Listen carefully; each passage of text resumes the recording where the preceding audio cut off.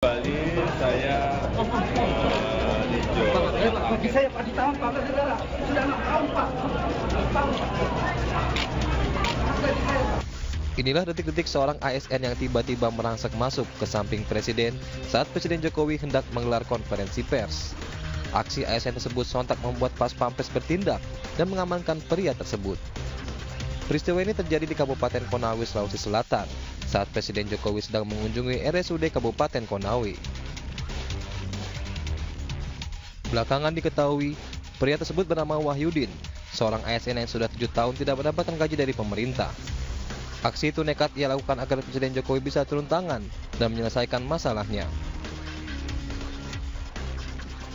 Saya mendapatkan gaji atau dibayarkan gaji oleh negara. Terkait dengan perkembangan waktu, di tahun 2018 itu tiba-tiba gaji saya dihentikan atau NIP saya dibekukan. Kepada Presiden Republik Indonesia khususnya Pak Joko Widodo, perkara ini, permasalahan ini bisa diselesaikan sampai saya bisa puas. Usai berkunjung ke RSUD Konawe, Presiden Jokowi dan rombongan kemudian melanjutkan kunjungan kerja untuk meresmikan bendungan Ameroro. Sementara itu, pihak istana belum memberikan respon terkait aksi yang dilakukan oleh Wahyudin di RSUD Konawe. Dari Kabupaten Konawe, Sulawesi Tenggara, Febriono Tameng, iNews melaporkan.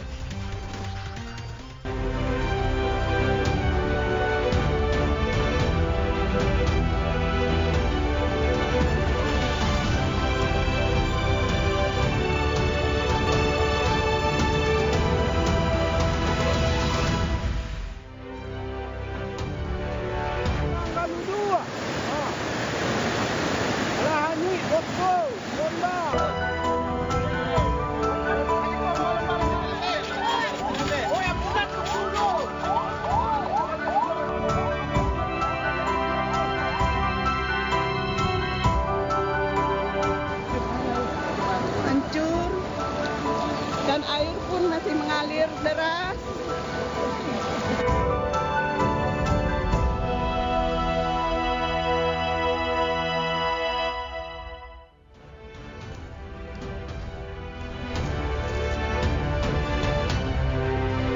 Selamat sore, pemirsa, demikian tadi berita pilihan iNews sore hari ini bersama saya Davi Pratama. Pemirsa, satu lagi korban banjir bandang di Sumatera Barat ditemukan di aliran sungai Batang Anai yang berada di Kabupaten Padang Pariaman, Sumatera Barat siang tadi.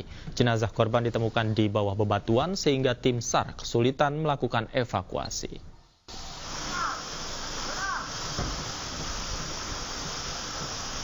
Tim SAR kesulitan mengevakuasi temuan satu jenazah korban banjir bandang di sekitar aliran sungai Batang Anai, tepatnya di daerah Guguk, Kecamatan Kayu Tanam, Kabupaten Padang Pariaman, Sumatera Barat. Selain harus menyeberangi aliran sungai, jenazah korban juga ditemukan tertimbun bebatuan. Hingga saat ini sudah 11 korban banjir bandang yang ditemukan di Kabupaten Padang Pariaman dari 21 laporan orang hilang. Kita saat ini adalah medan untuk penjemputan mayat, cukup arusnya deras, terus ada tebing-tebing yang saling membahayakan. Terus kedua, mayat dijepit 2 batu besar. Alhamdulillah berkat bantuan masyarakat di sekitarnya ini, aparat TNI dan Polri bersama tim, mayat dapat dievakuasi. Seorang korban banjir lahar dingin Gunung Merapi di Agam, Sumatera Barat dibawa ke rumah sakit karena kondisinya menurun. Di sisi lain, pencarian terhadap 3 korban banjir yang hilang kembali dilanjutkan.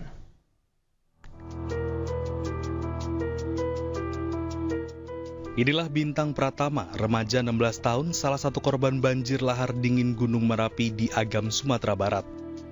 Bintang hanyut terseret derasnya arus banjir sejauh 2 km pada Sabtu malam lalu usai rapat di sebuah masjid. Akibatnya, Bintang menderita luka gores di sekujur tubuhnya. Ketika air besar itu, motornya ditinggalkan dan dia berusaha menyelamatkan diri, mencari tempat yang tinggi. Dan tidak beberapa lama, tempat itu roboh. Tempat dia berdiri itu. Jadi dia terbawa hanyut sejauh 2 km. Ditemukan, Bang? Ditemukan jam setengah 12. Dibawa ke puskesmas, lalu saya kejar ke puskesmas dan saya bawa ke rumah sakit Yarsi. Setelah 2 hari dirawat di rumah sakit, Bintang terpaksa kembali dibawa ke RSUD Dr. Ahmad Muhtar Bukit Tinggi. Kondisi Bintang menurun dan mengeluh sakit kepala tak tertahankan. Musibah banjir lahar dingin Gunung Merapi menewaskan 20 orang warga di Kabupaten Agam. 3 korban yang berasal dari Kecamatan Sungai Pua dan Kecamatan Canduang belum ditemukan, dan pencarian kembali dilakukan mulai Selasa pagi. Dari Agam, Sumatera Barat, Wahyu Sikumbang, iNews melaporkan. Usaha pencarian korban banjir bandang yang menerjang Kabupaten Tanah Datar, Sumatera Barat terus diintensifkan. Jumlah korban tewas hingga kini telah mencapai 50 orang.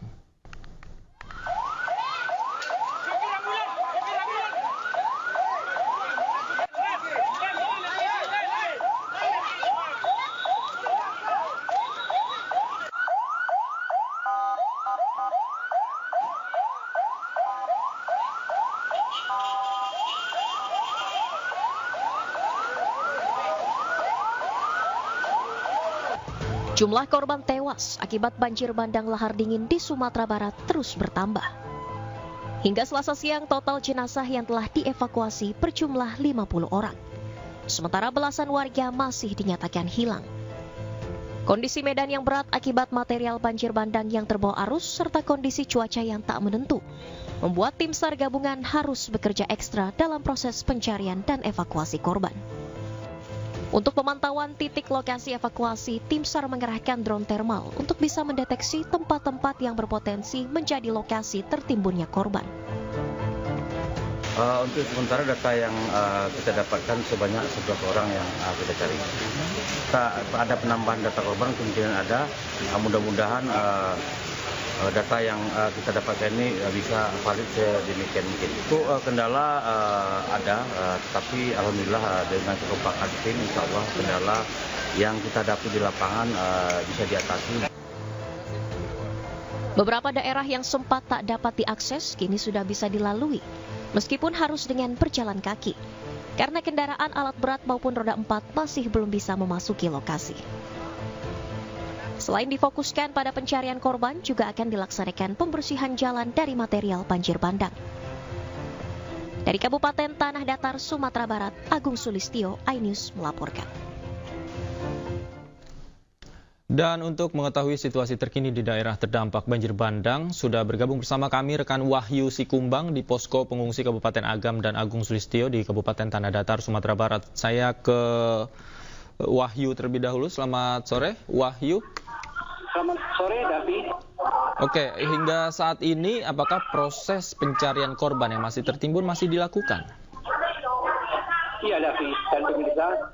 Sampai sore ini pencarian terhadap 2 korban lagi masih terus dilakukan. Pencarian terhadap korban dilakukan terhadap Sahar, 70 tahun, warga Galuang. Karena sebelumnya pukul 10 tadi sudah ada warga di Galuang itu di Sungai Pua yang sudah ditemukan. Dari sebelumnya pencarian terhadap 3 korban, kali ini petugas mencari 2 korban lagi. Total korban untuk di Kabupaten Agam sampai hari ini sudah 21 korban tewas yang sudah ditemukan. Pencarian tempat dihentikan tadi karena cuaca mulai mendung dan sempat terjadi petir yang sangat keras mengagetkan warga dan petugas. Namun tidak turun hujan sehingga pencarian dilanjutkan sampai saat ini. Demikian, Dan. Baik, Wahyu, saat ini Anda berada di posko pengungsian. Bagaimana keadaan saat ini di belakang Anda? Bisa Anda gambarkan kepada kami? Iya, Davi. Sekarang di posko pengungsian yang berada di Sekolah Dasar 08 di Simpang Bukit, Kedagiran Bukit Kota 2.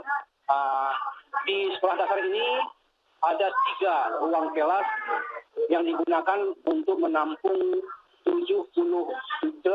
Sekarang sudah 78 kepala keluarga dengan jumlah jiwa 114 jiwa. Saat ini beberapa bantuan sudah mulai berdatangan.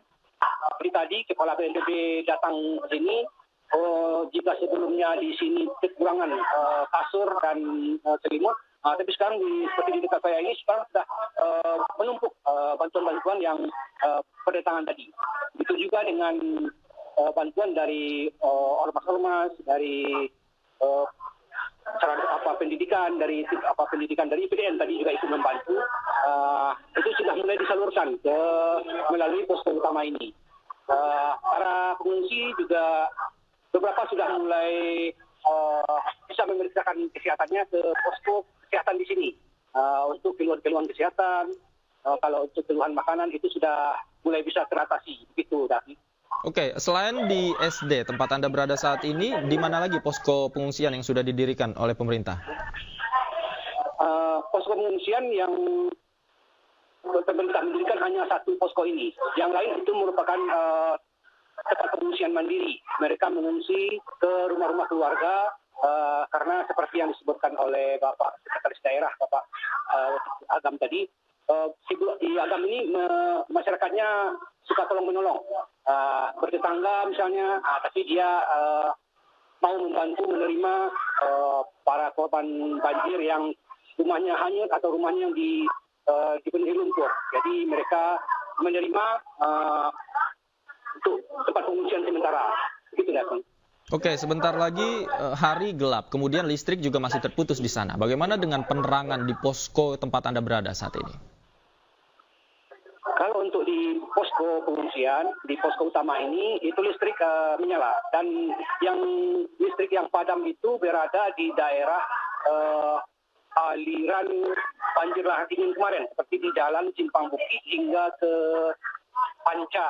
Itu jaringan listrik memang putus karena banyak tiang-tiang listrik yang rebah. Sementara kalau untuk pencarian, sampai pukul 6 ini akan diteruskan dan pukul 6 akan dihentikan jika cuaca masih mendukung. Gitu, Davi. Baik, terima kasih Wahyu. Dari Wahyu kita akan menuju ke Kabupaten Tanah Datar bersama dengan rekan kami Agung Sulistyo untuk melihat bagaimana situasi terkini. Selamat sore Agung, bagaimana situasi saat ini di tempat Anda berada? Apakah proses pencarian masih berlangsung? Selamat sore Davi, dan untuk proses pencarian saat ini sudah berlangsung. Tadi sempat dihentikan hampir sekitar 2 jam karena hujan yang cukup deras. Dan baru saja ini tadi ditemukan satu jenazah di daerah Padang Panjang di aliran sungai atas nama Ali Mudin, warga Padisike atau warga Pagu-Pagu, dan jenazah sudah sampai di daerah sini dan baru saja dibawa ke pemakaman dan hari ini langsung dimakamkan. Ali Mudin merupakan termasuk dari 5 anggota keluarga yang hilang dan tinggal 2 orang lagi warga Pagu-Pagu yang belum ditemukan, Davi. Dan untuk proses evakuasi saat ini masih dilanjutkan dan masih berlangsung, dan proses pembersihan jalur juga saat ini juga masih berlangsung, Davi. Oke, proses pembersihan jalur apakah dilakukan secara manual atau sudah bisa digunakan alat berat untuk mengevakuasi? Untuk sementara ini masih dilakukan dengan cara manual, mengerahkan tim gabungan dari BPBD, instansi terkait, TNI Polri, relawan, bahkan warga sekitar juga ikut membantu karena kondisi jalan yang sempit sehingga menyulitkan untuk memasukkan atau membawa alat berat ke dalam. Maka untuk sementara waktu ini dilakukan pembersihan dengan cara manual. Namun ke depannya akan diusahakan alat berat mungkin yang berukuran kecil untuk bisa sampai ke lokasi ini untuk bisa melakukan pembersihan total di sekitar aliran sungai di kawasan Pagu-Pagu ini, Davi. Oke, apakah masih ada wilayah-wilayah yang terisolir, artinya belum dapat dilakukan evakuasi dan pembersihan di sana? Untuk saat ini ada 2 wilayah di Kabupaten Tanah Datar, tepatnya di Peraman dan di sekitar kawasan Sungai Jambu, karena kondisi sana memang antar daerah dihubungkan dengan jembatan. Namun 2 jembatan yang menghubungkan 2 daerah ini putus total. Dan untuk pendroppingan bantuan atau logistik ke sana harus dilakukan dengan berjalan kaki dan menyeberangi sungai yang lebih kurang lebarnya 100 meter. Yang awalnya sungai ini tidak terlalu besar, dan namun karena dihantam banjir bandang, sungai ini sekarang sudah melebar dan panjang kelebaran lebih kurang 100 meter.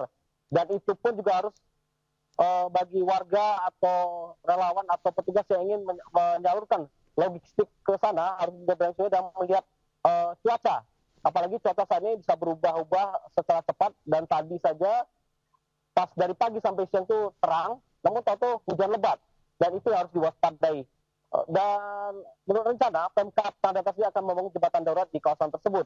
Jadi untuk proses evakuasi masih belum bisa maksimal di kawasan tersebut, dan juga aliran listrik juga tidak ada. Dan di sana hanya menggunakan genset yang bahan bakarnya saat ini juga sudah menipis, Devi. Baik, terakhir Agung, ada berapa posko pengungsian yang didirikan di sana dan berapa jaraknya satu sama lain? Kalau posko pengungsian hampir sama dengan Kabupaten Agam seperti yang disampaikan oleh Saudara Wahyu tadi. Di sini warga tidak ada yang tinggal atau mengungsi ke tenda pengungsian. Sebagian besar ini mereka mengungsi ke rumah-rumah tetangga atau rumah saudara atau di gedung-gedung pemerintahan. Jadi untuk kamp-kamp pengungsian, kalau posko ini dipusatkan di kantor-kantor desa untuk saat ini.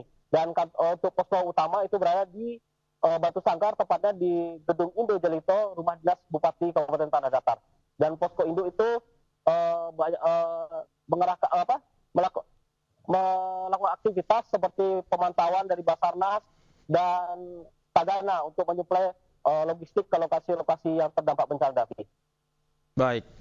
Terima kasih Agung Sulistyo melaporkan langsung dari Kabupaten Tanah Datar. Sebelumnya juga ada Wahyu Sikumbang dari Kabupaten Agam melaporkan langsung untuk Ainyu Sore. Terima kasih rekan-rekan, selamat bertugas kembali.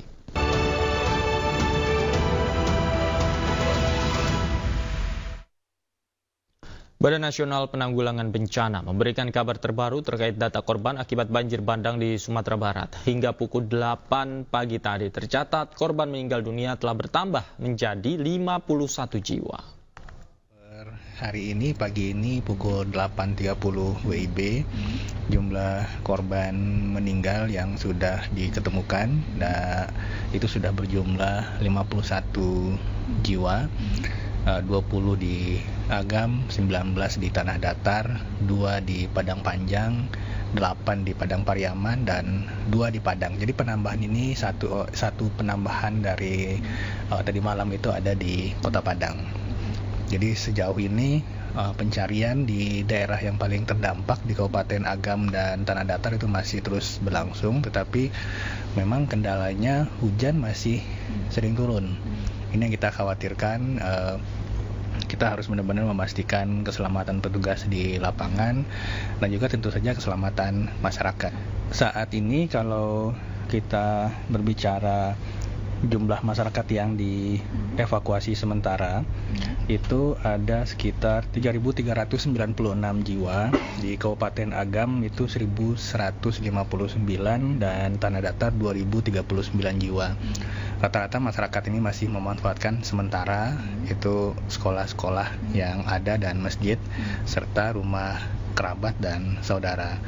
Untuk kebutuhan logistik masyarakat yang mengungsi ini di-dropping oleh pemerintah daerah dan didukung juga oleh BNPB, karena secara umum aktivitas ekonomi tidak terganggu di kota terdampak kecuali akses jalan tadi. Akses jalan masih putus, tetapi aktivitas ekonomi masih bisa berjalan, sehingga untuk kebutuhan logistik permakanan itu bisa dilengkapi dari kota yang terdampak. BNPB dalam hal ini tetap mengirimkan logistik makanan siap saji dan terutama tenda keluarga, matras, dan logistik sandang lainnya. Ini kita harapkan bisa membantu sementara masyarakat yang belum bisa kembali ke rumah masing-masing.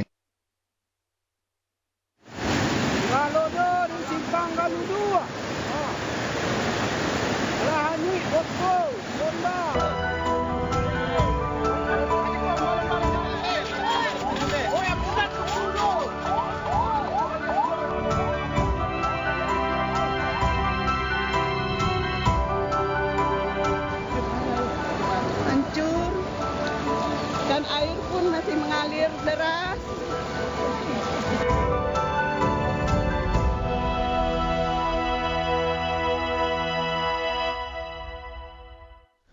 Hingga kini banjir masih merendam sejumlah wilayah di Kabupaten Wajo, Sulawesi Selatan. Pengungsi di sejumlah posko mulai mengeluhkan sakit dan kekurangan makanan serta air bersih.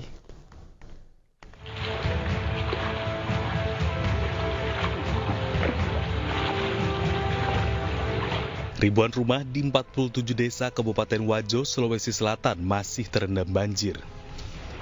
Ketinggian air bahkan mencapai 2,5 meter akibat luapan Danau Tempe. Sebagian warga memilih mengungsi, namun masih ada yang bertahan di rumah mereka. Memasuki 2 pekan bencana banjir, warga mulai mengeluh sakit dan kekurangan logistik.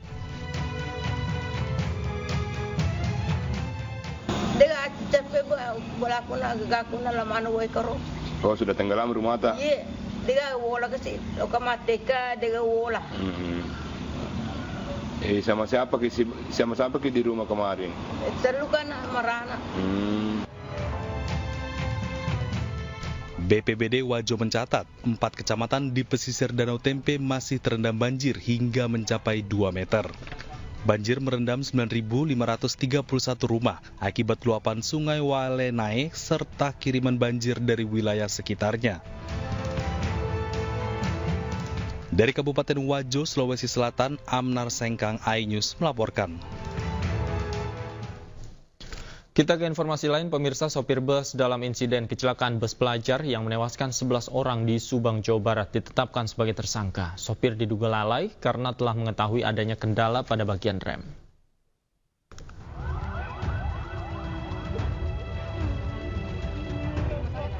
Pasca kecelakaan bus pariwisata Putra Fajar yang menewaskan 11 orang di Ciater, Subang, Jawa Barat, polisi telah menggelar olah TKP dan memeriksa 13 saksi serta memeriksa fisik kendaraan bus. Dari hasil penyelidikan, sopir bus pariwisata bernama Sadira, warga Bekasi ini pun ditetapkan sebagai tersangka. Polisi tidak menemukan adanya jejak rem, hanya ada bekas gesekan badan kendaraan di lokasi kecelakaan. Selain itu, sang sopir sebelumnya telah mengetahui adanya kendala pada rem yang dibuktikan dengan adanya perbaikan rem sebanyak 2 kali. Sementara dari hasil pemeriksaan kendaraan memang ditemukan adanya masalah pada kendaraan. Mulai dari campuran oli dan air dalam kompresor, oli keruh, jarak kampas rem hanya 0,3 mm, dan adanya kebocoran di ruang relay pump hingga pengereman tidak maksimal. Tersangka dalam kasus kecelakaan lalu lintas ini adalah pengemudi bis Putra Fajar atas nama saudara Sadira. Yang bersangkutan nanti akan kita kenakan pasal 311 ayat 5 Undang-Undang Lalu Lintas nomor 22 tahun 2029 dengan ancaman pidana maksimal kurungan 12 tahun dan denda 24 juta rupiah. Polisi masih terus mendalami kasus kecelakaan ini dan tidak menutup kemungkinan adanya penambahan tersangka lain. Pasca kecelakaan maut bus yang membawa pelajar SMK Lingga Kencana, Pemkot Depok memperketat izin kegiatan studi tur perpisahan pelajar. Hal ini dilakukan mengacu pada surat edaran pemerintah Provinsi Jawa Barat terkait larangan kegiatan studi tur pelajar.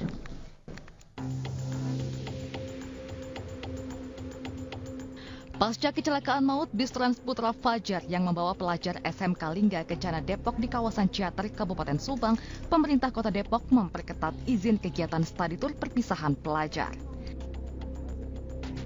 Belakangan diketahui, bus yang berasal dari wilayah Wonogiri, Jawa Tengah itu tidak layak jalan dan uji kir telah kadaluarsa. Akibat peristiwa ini, pemerintah Provinsi Jawa Barat mengeluarkan surat edaran larangan kegiatan studi tur. Sementara itu, Wakil Wali Kota Depok Imam Budi Hartono belum melarang sekolah di Kota Depok untuk menggelar studi tur ke keluar kota. Meski demikian, Pemkot Depok akan memperketat kegiatan studi tur, salah satunya dengan membentuk tim khusus dari Dinas Perhubungan untuk mengecek kelayakan bus. Tapi yang lebih penting adalah keselamatan dari siswa itu. Gimana membuat selamat supaya bahwa pemilik bus itu pertama punya izin, kedua kelayakan dari bus yang akan beroperasional. Gimana layak? Uji layak, kirnya harus hidup. Kedua, sebelum berangkat, ya kami dari Dinas Perhubungan siap ngecek dari bus yang disewa oleh pihak sekolah. Kalau sekolah harus izin dulu, maksudnya harus ke disub dulu, biar nanti kalau nggak layak suruh pulang. Kayak kemarin kan itu nggak layak tuh, harusnya kemarin ada pengecekan, tapi karena kemarin nggak ada, akhirnya terjadilah kecelakaan seperti itu. Sebelumnya, kecelakaan maut bus study tour SMK Lingga Kencana Depok terjadi di kawasan Ciater, Kabupaten Subang, Jawa Barat. Akibat peristiwa ini, 9 pelajar, 1 orang guru, dan 1 orang warga setempat meninggal dunia. Dari Depok, Jawa Barat, Iyung Rizky, iNews melaporkan.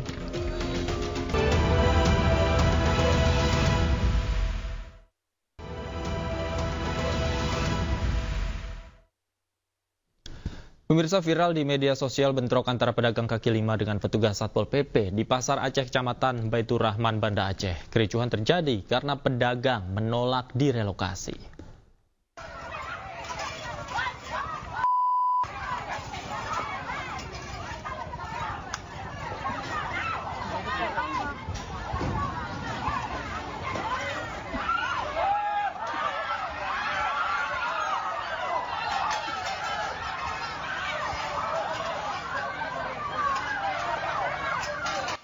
Inilah video amatir warga yang merekam detik-detik terjadinya kericuhan antara petugas Satpol PP Banda Aceh dengan sejumlah pedagang kaki lima di Pasar Aceh, Jalan Tengku Cik Pantekulu, Kecamatan Baitur Rahman, Banda Aceh.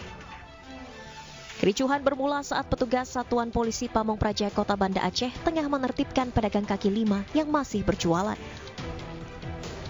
Sebelum menertibkan pedagang, pemerintah Kota Banda Aceh telah menyiapkan lokasi relokasi yang berada di bekas Terminal Kedah lantai 3 Pasar Aceh.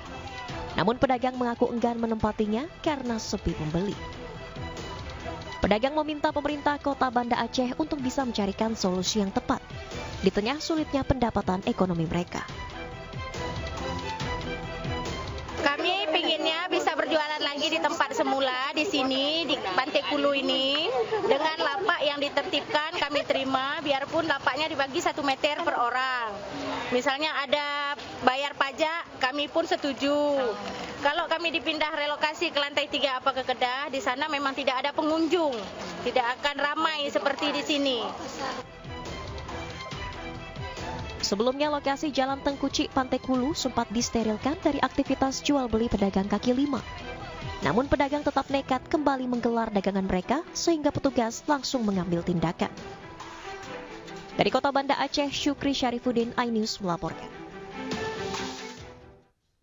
Sejumlah pejabat Kementerian Pertanian mengaku kerap dipalak mantan atasannya Syahrul Yassin Limpo untuk membiayai keperluan pribadi SYL, mulai dari membayar renovasi kamar anak SYL, pembelian aksesori mobil, hingga paket sembako.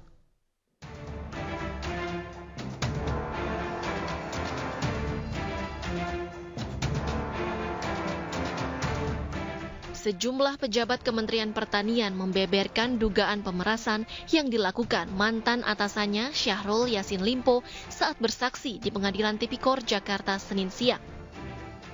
Kabag Umum Dirjen Perkebunan Kementan Sukim Supandi mengaku pernah diminta SYL membayar renovasi kamar tidur anak SYL. Ia terpaksa mengeluarkan uang 200 juta rupiah dari saku pribadinya. Ia juga pernah dipalak anak SYL untuk membeli aksesori mobil. Namun seluruh uang itu tak pernah diganti. Menurut para saksi, SYL mengancam akan memutasi anak buahnya jika menagih uang yang diberikan. Ada juga permintaan lain, Bang, dari Tindo. Apalagi selain aksesoris mobil? Penyelesaian kamarnya yang bersangkutan. Penyelesaian? Kamar, pembangunan kamar. Hah? Kamar. Renovasi kamar? Iya, renovasi kamar. Di mana? Kamar yang di mana? Jakarta, Makassar, apartemen, rumah pribadi? Sepertinya Jakarta, Yang Mulia. Jakarta ya? Iya. Apartemen? Tidak tahu yang ini. Oke, alamatnya di mana? Saya lupa itu waktu itu kwitansinya, Yang Mulia. Yang jelas renovasi dia bilangnya itu. Renovasi rumah. Rumahnya siapa? Rumah kamar bukan. Kamarnya siapa? Kamarnya Dindo. Pak Dindo. Bilang ke saya seperti itu. Berapa waktu itu diminta saudara? 200 juta, Yang Mulia. 200 juta? Siap Yang Mulia. Setelah mendapat itu melalui WA atau langsung? WA Yang Mulia. WA. Siap Yang Mulia. Jumlahnya sudah disebutkan? Disebutkan 2 kwitansi 100 Yang Mulia. Oh gitu. Enggak, waktu itu permintaannya 200 juta. 200 juta, tapi kwitansinya ada 2 Yang Mulia. Iya, itulah. Tapi di WA itu sudah disebutkan 200 juta. Siap Yang Mulia. Baik, kemudian saudara lapor ke siapa lagi? Lapor ke Sekdit. Sama ya? Sama. Jawabannya dari Sekdit apa? Selesaikan. Selesaikan. Saudara selesaikan. Siap. Sumber dana dari mana saudara ambil? Mohon maaf Yang Mulia, itu karena di kantong belum ada uang saya yang dipinjam Yang Mulia. Hah? Uang saya yang dipinjam. Banyak uangmu ya? Selain itu, Sukim juga menyebut pernah diminta menyiapkan 13.000 paket sembako di bulan Ramadan 2023. Namun Sukim tak tahu tujuan pengadaan sembako tersebut. Selain itu, ia juga pernah diminta mengumpulkan uang 850 juta rupiah oleh Sekjen Kementan nonaktif Kasdi Subagiono dengan kwitansi berlogo Partai Nasdem. Sebelumnya, SYL didakwa melakukan korupsi dan pemerasan terhadap anak buahnya. SYL juga diduga menerima gratifikasi senilai total 44,5 miliar rupiah. Uang haram itu digunakan untuk keperluan pribadi, seperti umrah, kurban, skincare, sewa pesawat pribadi, hingga pesta ulang tahun cucu. Dari Jakarta, Tim Liputan iNews melaporkan.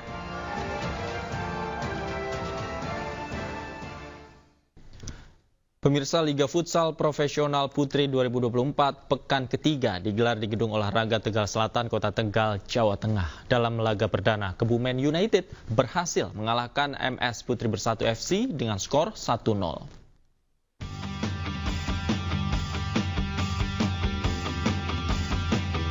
Kebumen United tampil mendominasi saat berhadapan dengan tim MS Putri Bersatu dalam laga lanjutan Liga Futsal Profesional Putri 2024 di Kota Tegal, Jawa Tengah. Strategi umpan pendek dan cepat berhasil diterapkan dengan gol pada menit ke-15. Skor 1-0 ini bertahan hingga pertandingan berakhir. Sedangkan pada pertandingan kedua, Binuang Angels bermain apik sejak awal babak pertama dan tampil percaya diri sehingga bisa menekan lawan. Hasilnya Binuang Angels dapat membungkam Olive FC dengan skor 2-0. Di awal mungkin agak sedikit grogi, tapi setelah 2 menit mereka sudah bisa menguasai keadaan. Finishing mereka masih terlalu terburu-buru, jadi nggak bisa cetak gol. Seharusnya kita bisa cetak lebih dari 2 gol. Kekalahan atas Kebumen United pada hari pertama tidak membuat tim MS Putri Bersatu patah semangat. Pada pertandingan hari kedua, tim MS Putri Bersatu Tangerang bangkit dan berhasil meraih kemenangan meyakinkan 4-1 atas Alive FC Lubuk Linggau.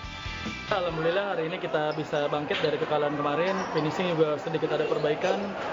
Kedepannya mungkin kita masih latihan finishing lagi untuk latihan di lini depan agar kita bisa mencetak gol lagi. Sedangkan pada pertandingan lainnya, Muara Enim United menang tipis dengan skor 3-2 atas Binuang Angels.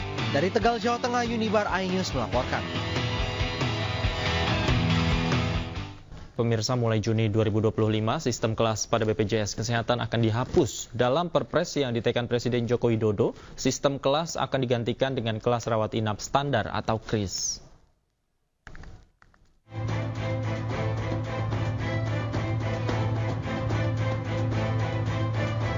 Presiden Joko Widodo menaikkan Peraturan Presiden Nomor 59 Tahun 2024 tentang perubahan ketiga Perpres Jaminan Kesehatan. Dalam aturan ini, tidak ada lagi sistem kelas pada BPJS Kesehatan. Nantinya, sistem kelas akan berganti menjadi kelas rawat inap standar atau KRIS. Dalam sistem ini, semua golongan masyarakat mendapat pelayanan yang sama dari rumah sakit, baik pelayanan medis maupun non-medis. Sebelumnya, fasilitas rawat inap dibedakan sesuai kelas, yakni kelas 1, 2, dan 3. Itu hanya berbeda tempat dirawat inapnya saja jika yang bersangkutan itu dirawat di rumah sakit. Tapi kalau berobat ke puskesmas, kemudian berobat jalan di rumah sakit di spesialis itu tidak ada perlakuan yang berbeda. Jadi kelas itu hanya apabila dirawat inap. Nah tentunya kelas 1, 2, 3 itu kalau untuk peserta JKN selama ini pelayanan diberikan sama. Dokternya sama, obatnya sama, cuma jika tidur tempatnya berbeda. Kayak tadi mungkin katanya dengan single kelas 1, kelas KRIS itu kita tunggu saja nanti penetapan dari Kementerian Kesehatan bagaimana Ya, kami concern adalah BPJS mempertahankan mutu dan aksesnya tidak berkurang. Fasilitas kelas rawat inap standar memiliki 12 syarat yang harus dipenuhi rumah sakit. Beberapa di antaranya berisi maksimal 4 tempat tidur per ruang rawat inap, dengan jarak antar tepi tempat tidur minimal 1,5 meter. Tersedia pula nakas per tempat tidur, 2 kotak kontak, dan nurse call. Diatur pula tentang standar pencahayaan dan ventilasi udara. Kemudian bersuhu ruangan mulai 20 sampai 26 derajat Celcius dan tersedia outlet oksigen. Terdapat kamar mandi dalam setiap ruangan sesuai standar aksesibilitas. Dari Jakarta, Tim Liputan iNews melaporkan. Penerapan kelas rawat inap standar atau KRIS akan dilakukan paling lambat 30 Juni 2025. Sementara untuk besaran iuran masih dalam pembahasan dan akan diputuskan sebelum 1 Juli 2025. Ya, ini karena perpresnya baru ditandatangani ya, untuk langkah selanjutnya kan memang kita harus melakukan revisi ya terhadap beberapa peraturan Menteri Kesehatan, termasuk juga penetapan iuran mengenai BPJS ini. Karena kita harus menghitung juga manfaat apa setelah penerapan kelas rawat inap standar ini, nanti benefitnya itu seperti apa. Benefit itu artinya kalau kemudian perhitungannya iuran itu masih ada tambahan-tambahan yang selama ini tidak dijamin oleh BPJS akan dimasukkan di dalam BPJS ya. Kita tahu kan mungkin ada beberapa jenis obat yang mungkin tidak masuk di dalam BPJS, sekarang masuk jadi BPJS, itu akan menjadi salah satu komponen perhitungan kita dalam menghitung iuran BPJS ini, tentunya bersama dengan BPJS sendiri dan juga stakeholder lain yang terkait seperti Kementerian Keuangan dan sebagainya. Nah, nanti kita tunggu saja ya, pasti setelah 30 Juni 2025 itu sudah ada kejelasan, karena memang di situ adalah perubahan bahwa tidak ada lagi iuran BPJS berdasarkan kelas ataupun adanya layanan kesehatan berdasarkan kelas di fasilitas pelayanan kesehatan. Draft rancangan Undang-Undang Penyiaran menjadi sorotan karena memuat sejumlah pasal problematik. Salah satu poin problematik dalam draft RUU Penyiaran melarang penayangan konten jurnalistik investigatif.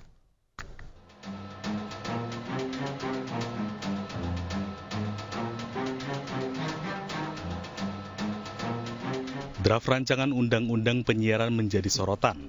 Pasalnya, dalam draft tersebut ditemukan sejumlah pasal yang dinilai bermasalah hingga mendapat kritik tajam dari berbagai pihak. Salah satu poin problematik dalam draft RUU Penyiaran pasal 50B ayat 2 huruf C yang melarang penayangan eksklusif karya jurnalistik investigatif. Dewan Pers menekankan harus ada diskusi mendalam antara pihak pembuat RUU dengan insan pers. Komisi 1 DPR RI menyatakan tidak ada maksud dari pemerintahan Presiden Jokowi maupun pemerintahan Prabowo mendatang memberangus hak-hak masyarakat. Jika disetujui, RUU Penyiaran akan dibawa ke rapat paripurna DPR untuk kemudian ditetapkan menjadi RUU usulan inisiatif DPR RI. Berikut fakta-fakta revisi Undang-Undang Penyiaran yang baru. Pasal 8A, sengketa visual jurnalistik diselesaikan oleh Komisi Penyiaran Indonesia. Sementara penyelesaian sengketa jurnalistik biasanya hanya dilakukan di Dewan Pers. Revisi Undang-Undang Penyiaran berpotensi mengintervensi kerja jurnalistik secara profesional. Yang menjadi catatan, Komisi Penyiaran dibentuk melalui keputusan politik di DPR. Sementara itu, dalam revisi UU Penyiaran yang baru, pasal 50B menyebutkan tayangan jurnalistik investigasi eksklusif dilarang. Tim Liputan iNews melaporkan.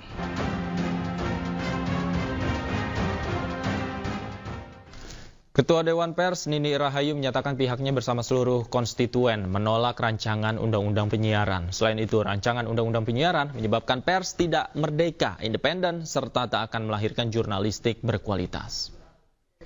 RUU Penyiaran ini menjadi salah satu sebab pers kita tidak merdeka, tidak independen, ya, dan tidak akan melahirkan karya jurnalistik berkualitas, karena dalam konteks pemberitaan Dewan Pers berpandangan perubahan ini jika diteruskan, sebagian aturan-aturannya akan menyebabkan pers kita menjadi produk pers yang buruk, pers yang tidak profesional, dan pers yang tidak independen. Nah, yang ketiga, dari sisi proses, ini saya baru ngomong proses nih ya. Dari sisi proses, RU ini menyalahi putusan Mahkamah Konstitusi nomor 91 PUU 18 tahun 2020 bahwa penyusunan sebuah regulasi harus meaningful participation. Maknanya apa? Harus ada keterlibatan masyarakat. Hak masyarakat untuk didengarkan pendapatnya, hak masyarakat untuk dipertimbangkan pendapatnya. Dan nanti kalau masukan-masukan masyarakat itu tidak diintegrasikan, bahkan para penyusun kebijakan diminta untuk menjelaskan kenapa masukan-masukan itu tidak diintegrasikan. Dan dalam konteks RUU penyiaran ini, Dewan Pers dan konstituen selaku penegak Undang-Undang 40 ya tidak dilibatkan dalam proses penyusunan RUU ini. Secara substantif, kenapa kemudian kita menolak draft ini? Yang pertama adalah ada pasal yang memberikan larangan pada media investigatif. Ini sangat bertentangan dengan mandat yang ada di dalam Undang-Undang 40 pasal 4. Ya, karena kita sebetulnya dengan Undang-Undang 40 tidak lagi mengenal penyensoran, pemberedelan, dan pelarangan. Pemirsa, Presiden terpilih periode 2024-2029 Prabowo Subianto beserta Wakil Presiden terpilih Gibran Raka Buming Raka menemui Presiden Uni Emirat Arab Sheikh Mohammed bin Zayed Al Nahyan. Pertemuan digelar di Istana Al Sati, Abu Dhabi.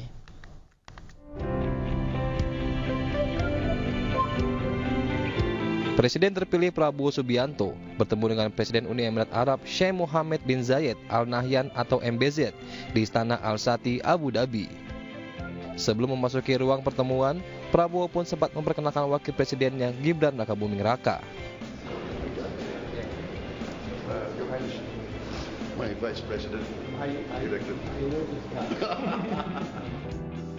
Pada kesempatan itu, Presiden Mohammed bin Zayed kembali menyampaikan ucapan selamat kepada Prabowo dan Gibran atas kemenangan dalam pemilihan presiden.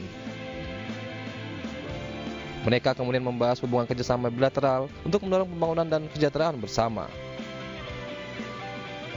Sementara dalam kapasitas sebagai Menteri Pertahanan, Prabowo dan MBZ juga membahas hubungan bilateral di bidang pertahanan dan militer. Tim Liputan iNews melaporkan.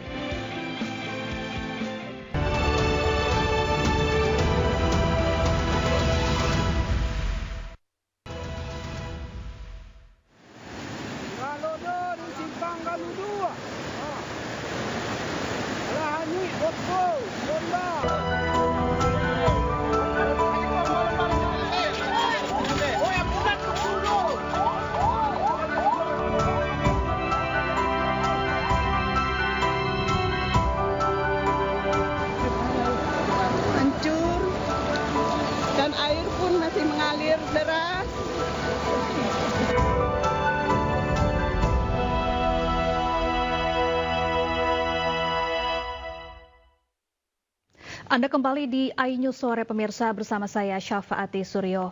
Pemirsa, satu lagi korban banjir bandang di Sumatera Barat ditemukan di aliran sungai Batang Anai yang berada di Kabupaten Padang Pariaman, Sumatera Barat siang tadi.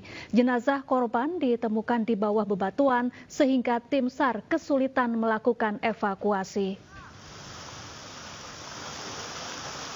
Tim SAR kesulitan mengevakuasi temuan satu jenazah korban banjir bandang di sekitar aliran sungai Batang Anai, tepatnya di daerah Guguk, Kecamatan Kayu Tanam, Kabupaten Padang Pariaman, Sumatera Barat siang tadi. Selain harus menyeberangi aliran sungai, jenazah korban juga ditemukan tertimbun bebatuan. Hingga saat ini sudah 11 korban banjir bandang yang ditemukan di Kabupaten Padang Pariaman dari 21 laporan orang hilang. Kita saat ini adalah medan untuk penjemputan mayat di cukup, arusnya deras, terus ada tebing-tebing yang saling membahayakan. Terus kedua, mayat dijepit 2 batu besar. Alhamdulillah berkat bantuan masyarakat di sekitarnya ini, aparat TNI dan Polri bersama tim. Seorang korban banjir lahar dingin Gunung Merapi di Agam, Sumatera Barat dibawa ke rumah sakit karena kondisinya menurun. Di sisi lain, pencarian terhadap 3 korban banjir yang hilang kembali dilanjutkan.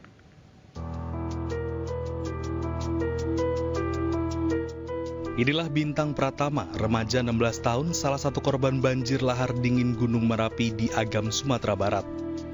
Bintang hanyut terseret derasnya arus banjir sejauh 2 km pada Sabtu malam lalu usai rapat di sebuah masjid. Akibatnya, Bintang menderita luka gores di sekujur tubuhnya. Ketika air besar itu, motornya ditinggalkan dan dia berusaha menyelamatkan diri, mencari tempat yang tinggi. Dan ketika tidak berapa lama, tempat itu roboh. Tempat dia berdiri itu? Jadi dia terbawa hanyut sejauh 2 km. Ditemukan, Bang? Ditemukan jam setengah 12. Dibawa ke puskesmas, lalu saya kejar ke puskesmas dan saya bawa ke rumah sakit Yarsi. Setelah 2 hari dirawat di rumah sakit, Bintang terpaksa kembali dibawa ke RSUD Dr. Ahmad Muhtar Bukit Tinggi. Kondisi Bintang menurun dan mengeluh sakit kepala tak tertahankan. Musibah banjir lahar dingin Gunung Merapi menewaskan 20 orang warga di Kabupaten Agam. 3 korban yang berasal dari Kecamatan Sungai Pua dan Kecamatan Canduang belum ditemukan, dan pencarian kembali dilakukan mulai Selasa pagi. Dari Agam, Sumatera Barat, Wahyu Sikumbang, iNews melaporkan.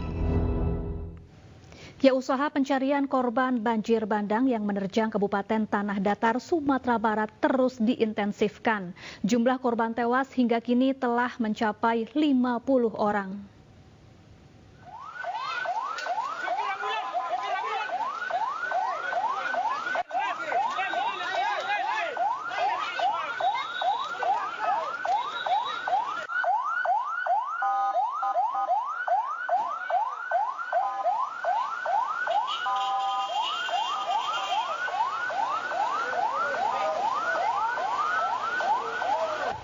Jumlah korban tewas akibat banjir bandang lahar dingin di Sumatera Barat terus bertambah. Hingga Selasa siang, total jenazah yang telah dievakuasi berjumlah 50 orang. Sementara belasan warga masih dinyatakan hilang. Kondisi medan yang berat akibat material banjir bandang yang terbawa arus serta kondisi cuaca yang tak menentu membuat tim SAR gabungan harus bekerja ekstra dalam proses pencarian dan evakuasi korban. Untuk pemantauan titik lokasi evakuasi, tim SAR mengerahkan drone thermal untuk bisa mendeteksi tempat-tempat yang berpotensi menjadi lokasi tertimbunnya korban. Untuk sementara data yang kita dapatkan sebanyak 11 orang yang kita cari. Ada penambahan data korban, kemungkinan ada. Mudah-mudahan data yang kita dapatkan ini bisa valid sedemikian mungkin. Itu kendala ada, tapi alhamdulillah dengan kekompakan tim, insya Allah kendala yang kita dapat di lapangan bisa diatasi. Beberapa daerah yang sempat tak dapat diakses kini sudah bisa dilalui, meskipun harus dengan berjalan kaki, karena kendaraan alat berat maupun roda 4 masih belum bisa memasuki lokasi. Selain difokuskan pada pencarian korban, juga akan dilaksanakan pembersihan jalan dari material banjir bandang. Dari Kabupaten Tanah Datar, Sumatera Barat, Agung Sulistyo, iNews melaporkan. Pencarian korban banjir di Kabupaten Tanah Datar, Sumatera Barat terus berjalan. Hingga kini jumlah korban tewas bertambah dan tim SAR harus menghadapi beratnya medan dan kondisi cuaca yang buruk.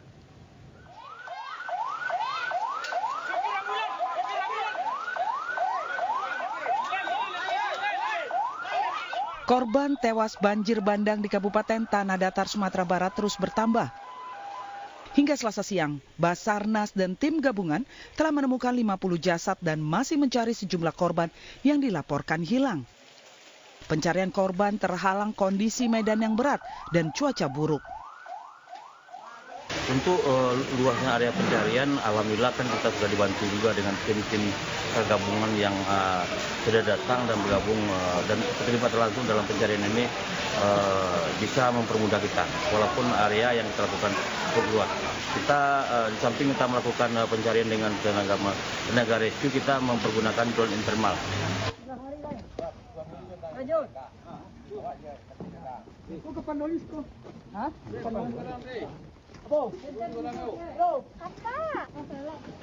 Sementara itu, pemakaman korban tewas banjir bandang di Pandai Sikek tetap dilakukan meski diguyur hujan deras. Petugas menemukan jasad korban perempuan atas nama Rona di aliran sungai Batang Anai. Setelah proses identifikasi selama 1 minggu, pihak keluarga akhirnya membawa pulang jasad korban dan dimakamkan. Dari Kabupaten Tanah Datar, Sumatera Barat, Agung Sulistyo, iNews melaporkan.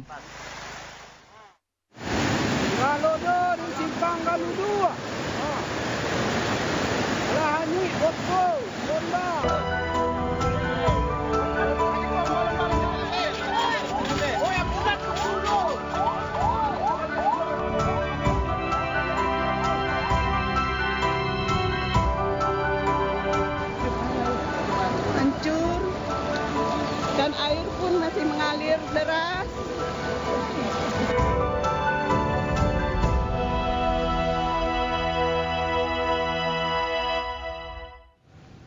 Kita beralih ke informasi lain pemirsa. Sopir bus dalam insiden kecelakaan bus pelajar yang menewaskan 11 orang di Subang, Jawa Barat ditetapkan sebagai tersangka. Sopir diduga lalai karena telah mengetahui adanya kendala pada bagian rem.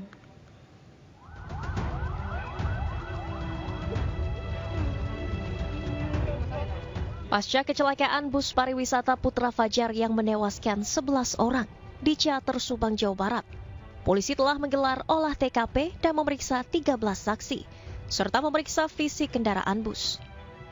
Dari hasil penyelidikan, sopir bus pariwisata bernama Sadira, warga Bekasi ini pun ditetapkan sebagai tersangka. Polisi tidak menemukan adanya jejak rem, hanya ada bekas gesekan badan kendaraan di lokasi kecelakaan. Selain itu, sang sopir sebelumnya telah mengetahui adanya kendala pada rem yang dibuktikan dengan adanya perbaikan rem sebanyak 2 kali. Sementara dari hasil pemeriksaan kendaraan memang ditemukan adanya masalah pada kendaraan. Mulai dari campuran oli dan air dalam kompresor, oli keruh, jarak kampas rem hanya 0,3 mm, dan adanya kebocoran di ruang relay pump hingga pengereman tidak maksimal. Tersangka dalam kasus kecelakaan lalu lintas ini adalah pengemudi bis Putra Fajar atas nama saudara Sadira. Yang bersangkutan nanti akan kita kenakan pasal 311 ayat 5 Undang-Undang Lalu Lintas nomor 22 tahun 2029 dengan ancaman pidana maksimal kurungan 12 tahun dan denda 24 juta rupiah. Polisi masih terus mendalami kasus kecelakaan ini dan tidak menutup kemungkinan adanya penambahan tersangka lain. Sebelumnya, bus rombongan pelajar SMK asal Depok mengalami kecelakaan maut di Jalan Raya Ciater, Subang, Jawa Barat. Bus Putra Fajar terguling, menabrak 3 sepeda motor serta 1 minibus dan menewaskan 11 orang. Sementara itu, sebanyak 12 korban luka akibat kecelakaan ini masih menjalani perawatan di Rumah Sakit Bayangkara Brimob Kelapa II Depok. Para korban mengalami luka berat dan harus menjalani operasi. Penanganan pada pasien saat ini difokuskan pada trauma healing yang dilakukan oleh psikolog. Tim Liputan iNews melaporkan. Pasca kecelakaan maut bus yang membawa pelajar SMK Lingga Kencana, Pemkot Depok memperketat izin kegiatan studi tour perpisahan pelajar. Hal ini dilakukan mengacu pada surat edaran pemerintah Provinsi Jawa Barat terkait larangan kegiatan studi tour pelajar.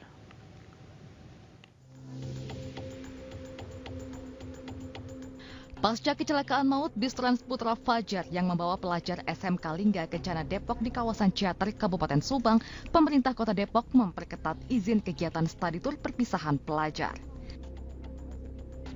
Belakangan diketahui, bus yang berasal dari wilayah Wonogiri, Jawa Tengah itu tidak layak jalan dan uji kir telah kadaluarsa. Akibat peristiwa ini, pemerintah Provinsi Jawa Barat mengeluarkan surat edaran larangan kegiatan study tour. Sementara itu, Wakil Wali Kota Depok Imam Budi Hartono belum melarang sekolah di Kota Depok untuk menggelar study tour ke keluar kota. Meski demikian, Pemkot Depok akan memperketat kegiatan study tour, salah satunya dengan membentuk tim khusus dari Dinas Perhubungan untuk mengecek kelayakan bus. Tapi yang lebih penting adalah keselamatan dari siswa itu. Gimana buat selamat supaya bahwa pemilik bus itu pertama punya izin, kedua kelayakan dari bus yang akan beroperasional. Gimana layak? Uji layak kirnya harus hidup. Kedua, sebelum berangkat, ya kami dari Dinas Perhubungan siap ngecek dari bus yang disewa oleh pihak sekolah. Kalau sekolah harus izin dulu, maksudnya harus ke disub dulu, biar nanti kalau nggak layak suruh pulang. Kayak kemarin kan itu nggak layak tuh.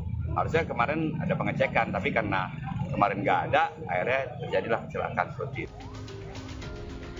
Sebelumnya, kecelakaan maut bus study tour SMK Lingga Kencana Depok terjadi di kawasan Ciater, Kabupaten Subang, Jawa Barat.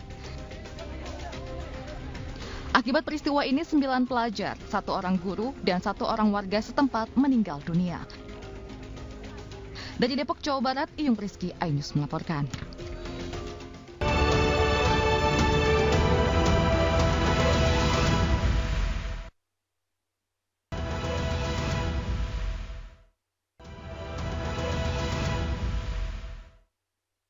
Pemirsa, Ketua Umum PDI Perjuangan Megawati Soekarno Putri berkelakar menyebutkan politikus seperti hewan tikus yang dinilainya tidak memiliki karakter.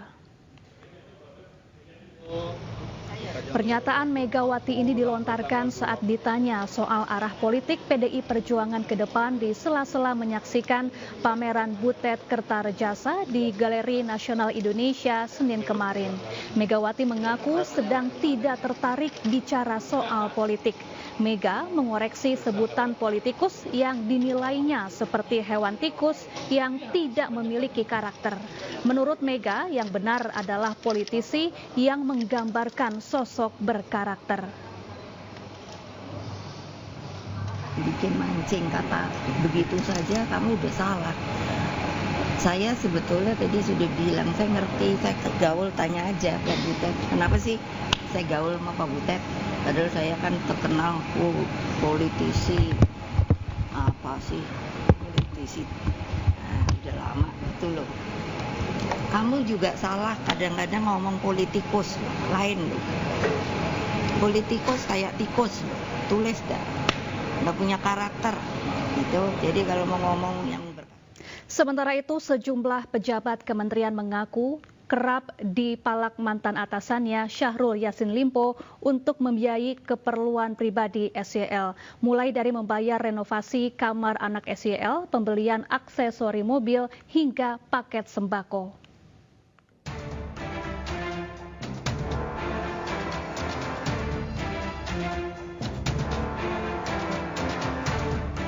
Sejumlah pejabat Kementerian Pertanian membeberkan dugaan pemerasan yang dilakukan mantan atasannya Syahrul Yassin Limpo saat bersaksi di Pengadilan Tipikor Jakarta Senin siang. Kabag Umum Dirjen Perkebunan Kementan Sukim Supandi mengaku pernah diminta SYL membayar renovasi kamar tidur anak SYL. Ia terpaksa mengeluarkan uang 200 juta rupiah dari saku pribadinya. Ia juga pernah dipalak anak SYL untuk membeli aksesori mobil. Namun seluruh uang itu tak pernah diganti. Menurut para saksi, SYL mengancam akan memutasi anak buahnya jika menagih uang yang diberikan. Ada juga permintaan lain, Bang, dari Pindo. Apalagi selain aksesoris mobil? Penyelesaian kamarnya yang bersangkutan. Penyelesaian? Kamar, pembangunan kamar. Hah? Kamar. Renovasi kamar? Iya, renovasi kamar. Di mana? Kamar yang di mana? Jakarta, Makassar, apartemen, rumah pribadi? Sepertinya Jakarta, Yang Mulia. Jakarta ya? Iya. Apartemen? Tidak tahu yang ini. Oke, alamatnya di mana? Saya lupa itu waktu itu kwitansinya yang mulia. Yang jelas renovasi dia bilangnya itu. Renovasi rumah. Rumahnya siapa? Rumah kamar bukan. Kamarnya siapa? Kamarnya Dindo. Pak Dindo. Bilang ke saya seperti itu. Berapa waktu itu diminta saudara? 200 juta yang mulia. 200 juta? Siap yang mulia. Setelah mendapat itu melalui WA atau langsung? WA yang mulia. WA? Siap yang mulia. Jumlahnya sudah disebutkan? Disebutkan 2 kwitansi 100 yang mulia. Oh gitu. Enggak, waktu itu permintaannya 200 juta. 200 juta, tapi kwitansinya ada 2 yang mulia. Iya itulah. Tapi di WA itu sudah disebutkan 200 juta. Siap yang mulia. Baik, kemudian saudara lapor ke siapa lagi? Lapor ke Sekdit. Sama ya? Sama. Jawabannya dari Sekdit apa? Selesaikan. Selesaikan. Saudara selesaikan. Siap. Sumber dana dari mana saudara ambil? Mohon maaf yang mulia, itu karena di kantong belum ada uang saya yang dipinjam yang mulia. Hah? Uang saya yang dipinjam. Banyak uangmu ya. Selain itu, Sukim juga menyebut pernah diminta menyiapkan 13.000 paket sembako di bulan Ramadan 2023. Namun Sukim tak tahu tujuan pengadaan sembako tersebut. Selain itu, ia juga pernah diminta mengumpulkan uang 850 juta rupiah oleh Sekjen Kementan nonaktif Kasdi Subagiono dengan kwitansi berlogo Partai Nasdem. Sebelumnya, SYL didakwa melakukan korupsi dan pemerasan terhadap anak buahnya. SYL juga diduga menerima gratifikasi senilai total 44,5 miliar rupiah. Uang haram itu digunakan untuk keperluan pribadi seperti umrah, kurban, skincare, sewa pesawat pribadi, hingga pesta ulang tahun cucu. Dari Jakarta, Tim Liputan iNews melaporkan. Ya, untuk membahas informasi selengkapnya terkait dugaan pemerasan yang dilakukan oleh Syahrul Yassin Limpo, kami telah terhubung dengan kuasa hukum Syahrul Yassin Limpo, ada Jamaluddin Kudubun dan juga Koordinator Masyarakat Anti Korupsi Indonesia atau MAKI, Boyamin Saiman. Selamat sore Bapak-bapak, apa kabar? Selamat sore Mbak Safa. Baik, saya ingin ke Pak Jamaluddin terlebih dahulu. Pak Jamaluddin, benarkah apa yang disampaikan oleh para saksi kemarin bahwa ada permintaan sejumlah uang yang nilainya fantastis oleh SYL kepada mereka saat masih menjabat sebagai Menteri Pertanian? Kalau kita lihat secara cermat dan teliti serta hati-hati sekali, maka narasi dan diksi yang digunakan itu sangat keliru. Karena setiap saksi yang menerangkan terkait dengan uang kumpul-kumpul itu tidak pernah ada terlibat Pak SYL di situ. Itu pertama. Yang kedua, apa yang juga disampaikan oleh saksi Sukim, Kabak Umum yang terkait dengan renovasi kamarnya Pak Dindo, itu adalah renovasi kamar rumah di Widya Chandra, rumah dinas kementerian. Dan itu sudah terkuak dalam persidangan, sudah menjadi fakta persidangan, bahwa seperti itulah adanya. Dan kalau memang ada narasi yang seperti yang sekarang ini kita dengar, bahwa ada pemalakan atau SYL hobi palak anak buah, saya kira ini juga menyesatkan bagi publik. Jadi saya kira kita masih harus membangun framing yang baik dan mereka memberikan edukasi kepada masyarakat tentang sebetulnya apa yang benar dan apa yang tidak benar. Kami juga objektif. Baik, tapi ada bukti percakapan WhatsApp yang ditampilkan di sidang kemarin, Pak Jamaluddin? Nah, kalau Mbak ikut dengan baik, dengan cermat, tidak ada satupun yang menyebutkan bahwa Pak Menteri, Pak SYL kala itu memalak anak buahnya. Yang terjadi adalah kumpul-kumpul urunan dalam rangka kegiatan-kegiatan, kelancaran kegiatan-kegiatan kedinasan Kementerian Pertanian, karena memang tidak ada anggarannya di situ. Karena itu pasca COVID, sehingga mau tidak mau ya harus urunan antara semua direktur jenderal. Dan kemudian saya kira tidak ada soal di situ, bahwa saat ini menjadi persoalan, ya itu yang kemudian kita sama-sama sedang mengikuti dalam proses persidangan ini. Sebetulnya kebenaran yang sesungguhnya terkait dengan fakta yang terkuak adalah seperti apa. Itu Mbak Safa. Baik, saya ingin ke Pak Boyamin Saiman. Pak Boyamin, tadi sudah disanggah oleh Pak Jamaluddin bahwa uang 200 juta rupiah ini untuk renovasi kamar rumah dinas di Widya Chandra. Tanggapan Anda, Pak Boyamin? Ya, kalau toh rumah dinas ya kenapa tidak dianggarkan dari uang dinas gitu kan? Sebenarnya ada pemeliharaan sebenarnya kan itu. Tapi serahkanlah Pak Jamaluddin, dibuktikan nanti pengadilan. Saya mohon maaf kalau itu kan rangkaian kita nanti debat yang tidak pada posisi edukasi masyarakat gitu. Dan saya menghormati Pak Jamaluddin memberikan juga edukasi pada masyarakat untuk berimbang, itu ya tidak apa-apa, silahkan aja, dan saya menghormati itu. Tapi yang saya tertarik itu sebenarnya kan bagaimana ini kan ada isu baru yang menurut saya lebih krusial, dugaan setoran atau permintaan uang oleh oknum BPK ketika untuk wajar tanpa pengecualian. Itu yang menurut saya ini justru saya memohon kepada Pak Jamaluddin, pada Pak SYL sampaikan kalau memang ada bongkar itu, justru ini sesuatu yang menurut saya lebih ngeri gitu. Karena apa? Auditor negara yang ditugasi oleh Undang-Undang Dasar 45 dan menjadi suatu kewenangan yang eksklusif di situ malah diduga main-main. Ini kan lebih ngeri sebenarnya, dan saya berharap sebenarnya kemarin masih kurang Pak SYL kurang banyak membantu lah, bahkan mengatakan belum mendengar atau tidak pernah mendengar itu. Jadi ini mungkin pada posisi seperti apa saya belum tahu sebenarnya. Masa Pak SYL tidak mendengar ini gitu loh. Anak buahnya aja sudah kira-kira sudah heboh begitu karena ada permintaan itu kan harus iuran, harus nyari uang ini itu sampai di angka 12 miliar gitu dari 10, dan mungkin bahasanya sudah dicairkan diserahkan 5 miliar, itu kan uang nggak kecil itu, dan itulah yang menurut saya justru saya berharap Pak Jamaluddin bisa mengajak Pak SYL untuk membongkar itu. Itu masih Pak Jamal. Baik, silakan Pak Jamaluddin ditanggapi. Ya, yang pertama kami ingin meluruskan dulu bahwa terkait dengan BPK RI itu benar ada pertemuan resmi di mana Kementerian Pertanian diundang oleh BPK RI dalam rangka membahas sejumlah program. Yang program itu belum berjalan sebagaimana diharapkan, padahal deadline waktunya itu sudah dekat, bahkan sudah terlewatkan. Sehingga itu yang kemudian menjadi atensi daripada Pak Menteri kepada seluruh dirjen. Dan kemarin ada 2 dirjen itu juga menyampaikan hal yang sama. Bahwa pada saat setelah itu Pak Menteri mengumpulkan mereka dan menyampaikan agar itu diatensi program-program sebagaimana yang menjadi catatan daripada BPK RI. Bahwa kemudian benar di balik itu, di belakang itu ada permintaan dana sejumlah 10 miliar oleh oknum tertentu di BPK RI itu, yes, itu benar adanya. Tapi setelah kami konfirmasi kepada Pak Menteri, Pak SYL ketika itu terkait Pak SYL sama sekali belum dilaporkan soal itu. Baik. Itu yang kemudian kemarin betul bahwa itu belum mengemuka. Tapi insya Allah kami pastikan bahwa ini akan mengemuka di persidangan, bahwa sebetulnya fakta sesungguhnya adalah seperti apa.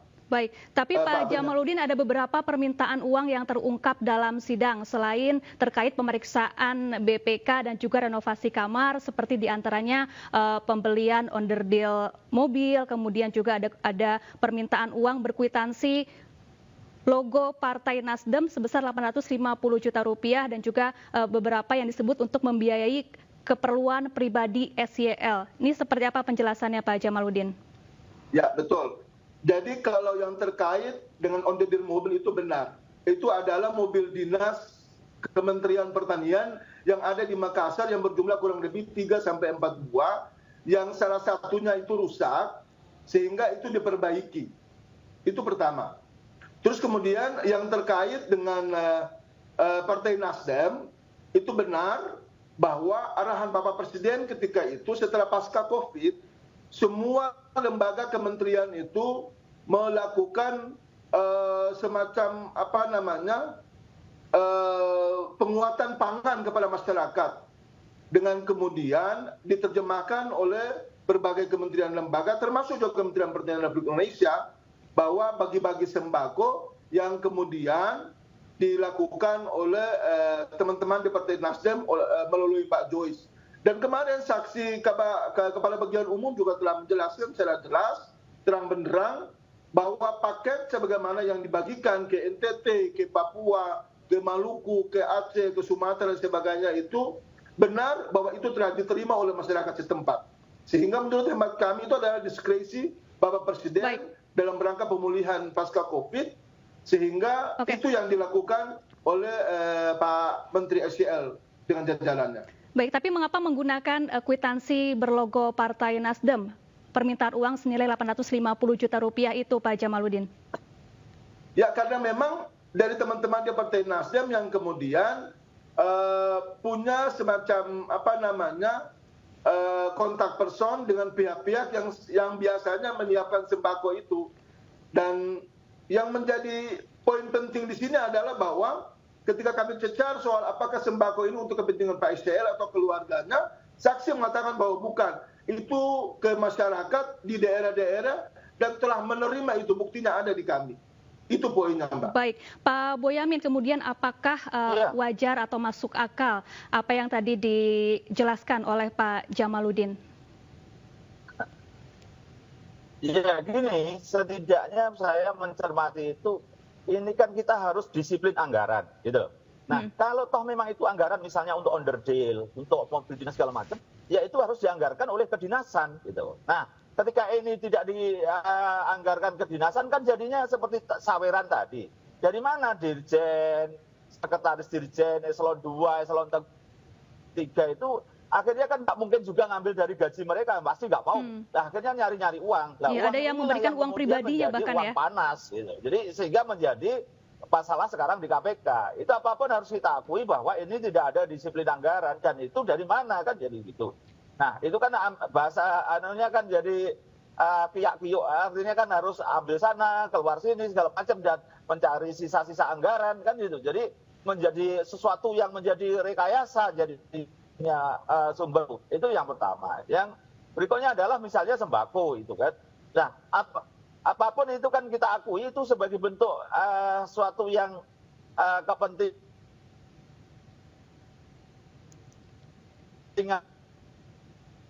Baik. Elektabilitas gitu, dengan meskipun yang sembakonya Kementerian Pertanian misalnya, tapi kan ini kan seakan-akan fungsinya kan untuk elektabilitas itu. Nah, ini yang sebenarnya harus kita kita hindari supaya tidak konflik kepentingan ini, ya jangan begitu caranya, salurkan aja langsung Kementerian Pertanian.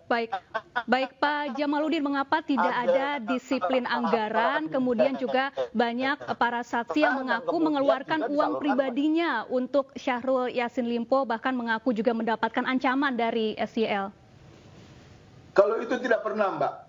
Ini tolong kami koreksi. Dan kami minta agar Mbak tolong tarik kata-kata itu.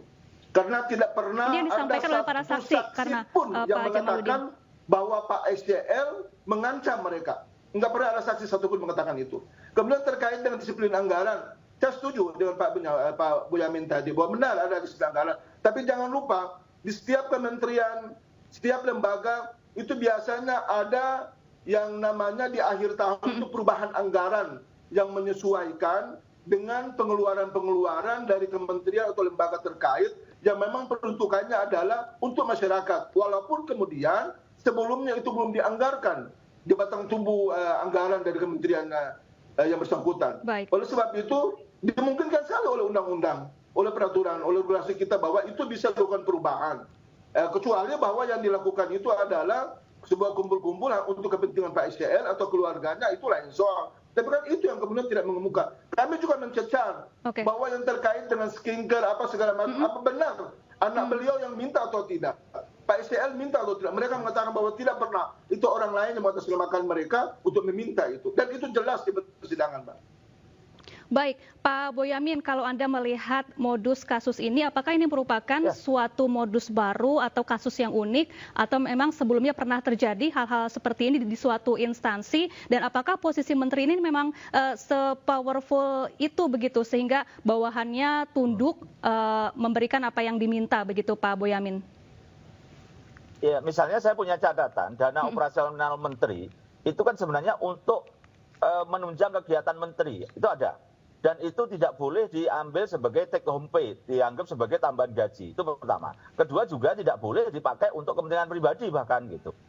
Misalnya ada kejadian seorang menteri membiayai rumah sakit ibunya dengan dana operasional menteri. Itu bukan itu catatan, dan itu jadi temuan BPK bahkan waktu itu. Jadi ini sesuatu yang sebenarnya ini hal yang menurut bukan hal yang baru gitu. Bagaimana anggaran-anggaran ini menjadi suatu yang tidak disiplin gitu. Dan sebenarnya ya tidak boleh juga itu misalnya di akhir tahun terus penyesuaian tidak boleh, karena kita ini kan berbasis kinerja. Jadi ada perencanaan, ada pelaksanaan, ada pertanggungjawaban.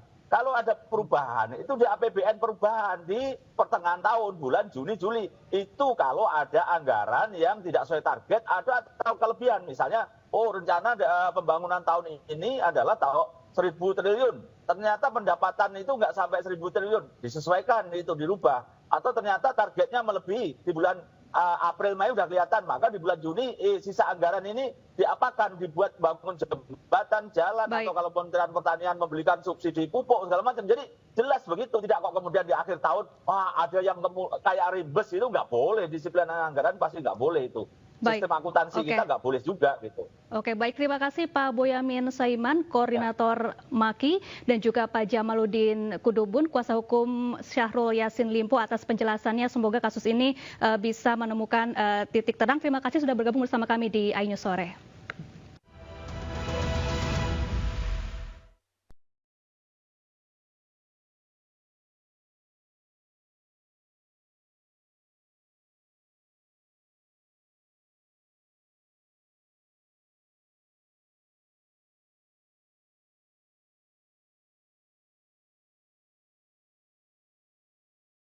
Pemirsa, pelepasan ratusan jemaah calon haji diwarnai isak tangis keluarga di Majalengka, Jawa Barat.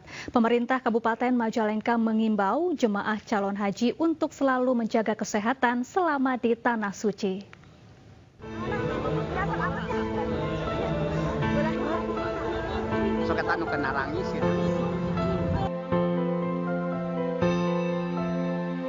Isak tangis keluarga tak terbendung saat melepas keluarganya beribadah ke Tanah Suci di halaman Kabupaten Majalengka, Jawa Barat. Sebanyak 440 jemaah calon haji asal Majalengka diimbau untuk menjaga kesehatan di Tanah Suci lantaran perbedaan suhu yang mencapai 30 sampai 40 derajat Celcius. Salah satu jemaah calon haji menjelaskan dirinya sudah mempersiapkan semua kebutuhan selama berada di Tanah Suci. Persiapannya memang fisik dulu terlebih dahulu, kemudian persiapan lainnya seperti topi, payung, kemudian per 10 menit katanya minum 3 tegukan. Artinya kan di sana kan cuacanya berbeda, Bu. Ya. Di sana kan lebih panas. Betul. Itu gimana, Bu? Itu sampai 50 derajat. Antisipasinya ya kita harus menjaga kesehatan kita di sana dengan menambah minum vitamin yang sudah diberikan dari pemerintah. Sementara Sekretaris Daerah Majalengka, Eman Suherman, mengatakan telah memberikan pengarahan kepada rombongan calon haji kloter 4 gelombang pertama ini. Terkait dengan suhu udara di Mekah lainnya panas, ya informasinya yang sampai 30-40, kami pun sudah memberikan himbauan kepada seluruh jemaah agar bisa memperbanyak minum, kemudian menjaga kesehatan, karena cuaca di sana begitu mungkin tidak bersahabat dibandingkan dengan kita. Sebanyak 1.192 jemaah calon haji asal Majalengka akan diberangkatkan ke Tanah Suci dengan 4 kelompok terbang melalui Bandara Internasional Kertajati. Dari Majalengka, Jawa Barat, Muhammad Zeni Johadi, iNews melaporkan.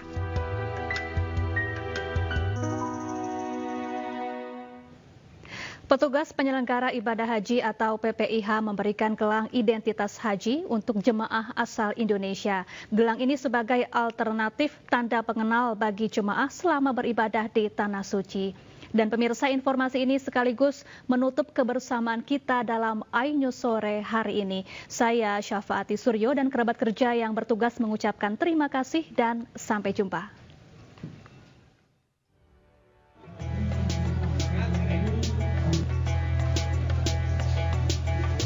Jemaah calon haji embarkasi Surabaya, Jawa Timur dibekali gelang identitas berbahan stainless steel.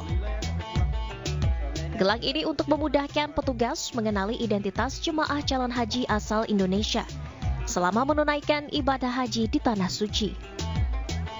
Gelang ini memuat berbagai macam identitas jemaah haji, seperti nomor paspor, asal kota, nama kloter, dan nama lengkap jemaah. Selain itu, gelang haji ini juga sebagai penanda bahwa yang bersangkutan adalah jemaah calon haji resmi yang diberangkatkan oleh pemerintah Indonesia dan bukan berangkat secara mandiri. Selama beribadah di Tanah Suci, gelang haji ini dapat dijadikan dokumen resmi, pengganti paspor dan dokumen resmi ibadah haji. Nomor paspor, nama, penginapan,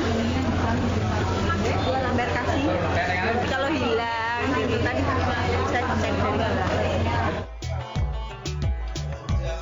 Proses pembuatan gelang ini tidak membutuhkan waktu yang lama. Setelah melewati proses pemotongan plat dan dibentuk gelang paspor akan diukir nama jemaah dan nomor kloter, kemudian dilekukan. Dalam sehari, para perajin mampu membuat dan menyelesaikan gelang paspor sebanyak 5 kloter, atau sekitar 2.000 gelang.